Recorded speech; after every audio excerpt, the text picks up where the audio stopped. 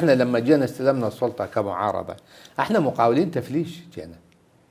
احنا طول عمرنا نشتغل بالمعارضه. بقيتوا بعقليه المعارضه؟ جلال الف رحمه على روحه قال بابا انا 40 سنه خالف القانون، تفيدني بيوم نلتزم به، ننطلنا مجال. اي والله.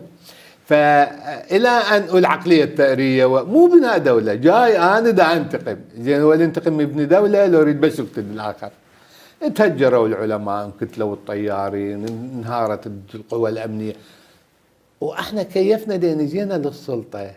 اخذوا الدوله من عندنا الاسرائيليين والامريكان، انطونا السلطه. لا بالضبط مثل لما تجي طفل شايل شيء ثمين تاخذه من عنده تعطيه شكليته، يكيف لو ما يكيف؟ كيف. احنا هالشكل طولنا السلطه كيفنا، ونقتل من يقول لا، ونقصي من يقول لا، ونفسنا عن كل احقادنا والامنا ومشاكلنا، شعبنا عقده بالسجن طلعناها، الجوع نفسنا عنه، الظلم اللي كنا نعاني سوينا اتعس من عند ردود افعال. اما تقول لي دوله، راح اقول لك يا دوله والله أنا دكتور كل شيء ما اعرف. انا بهذا الموقف احييك على صراحتك، وبنفس الوقت لازم احاسبك. طبعا.